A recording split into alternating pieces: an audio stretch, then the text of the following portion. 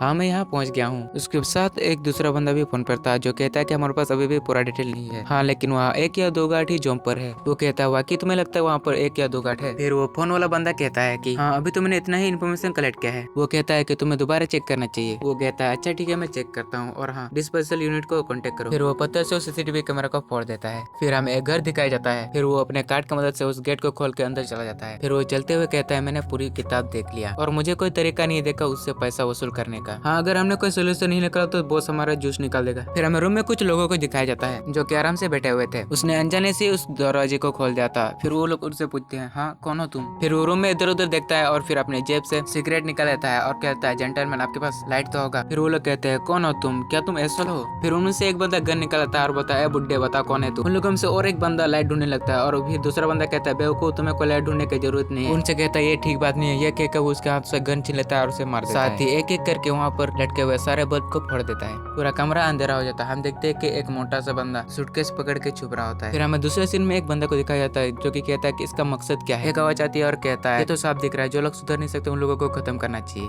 फिर वो बंदा कहता है क्या। फिर वो और एक बंदे को टपका देता है। गोली की आवाज सुनकर तो मोटे की हालत ही खराब हो गई थी। फिर वो धीरे धीरे देखता है कि बंदा तो उसके पीछे ही है। उसका डरा हुआ चेहरा देखकर वो और एक बार दूसरी तरफ गोली मारता है। फिर उसके सामने बंदूक तन के कहता है चल निकल। फिर वो मोटा भगते हुए कहता है एक हिटमैन जो कि पैसों के लिए किसी को भी मार देता है कि नहीं। फिर वो हिटमैन कहता है अगर पैसा अच्छा मिले तो ये मेरे लिए बिल्कुल नई बात है। फिर वो हिटमैन कहता है मैंने एक रूल बनाया है जो लोग सुधर नहीं सकते उन लोगों को मैं मारता हूँ। फिर वो मोटा कहता है मुझे माफ कर दो, मेरी जिंदगी बख्श दो प्लीज। ये कहकर वो अपने गन निकाल देता है और कहता है मरो अभी। वो गोली चलाता है लेकिन वहाँ पर हिटमैन नहीं होता है। वो हिटमैन उसके ठीक सामने आ जाता है। वो अपने एक ही जोरदार पंच के साथ उसका काम तमाम कर देता है। फिर हमें दूसरा सीन दिखाया जाता है जिसमें हिटमैन और वो फोन वाला बंदा बात कर रहे थे। फोन वाला बंदा कहता है कि 25 बंदे हमेशा की तरह आप मुझे इम्प्रेस कर देते हो। लेकिन हिटमैन उसका नाम जोर से पुकारते हुए कहता है अगर ये गलती दोबारा हुआ तो हमारा डील नहीं होगी। वो बंदा कहता है कि ये मेरी गलती थी। उनके साथ एक सूटकेस भी था जो कि खोलने की कोशिश कर रहे थे। जैसे वो सूटकेस खोलता है उसका मुंह खोला हुआ रहता है। हिटमैन कहता है ज्यादा तो नहीं है ना। हिटमैन चौंकते हुए देखता है और कहता है क्या ये एक मधुमक्खी का छत्ता है। फिर वो बंदा कहता है बॉस क्या आप मुझे घर छोड़ दोगे। हिटमैन कहता है हाँ कोई बात नहीं मैं तुम्हें छोड़ दूंगा, वापस पहुंचने पर क्यों ना कुछ खाना हो जाए। हिटमैन कहता है हाँ ये तो बहुत अच्छी बात है। फिर हमें दूसरे सीन में देखा जाता है कि दोनों साथ बैठकर खाना खा रहे होते हैं। हिटमैन कहता है क्या तुम्हें गर्म खाना नहीं पसंद। वैसे इस बंदे का नाम कोतात्सु निकुता होता है पर हम इसे निकुता बुलाएंगे और हमारे हिटमैन का नाम होता है जोजो ओगामी तो हम इसे ओगामी बुलाएंगे। ओगामी खाने में गार्लिक ऐड करते जा रहा था तो निकुता बोलता है कितना गार्लिक खाते हो आप। ओगामी बोलता है मैं इसे माइंड फ्रेश के लिए खाता हूँ। फिर हमें बिल्डिंग का सीन दिखाया जाता है जिसमें ओगामी पहुंच जाता है। ओगामी लिफ्ट से उतरने के बाद बाहर निकल ही रहा था कि एक बच्चा उससे टकरा जाता है।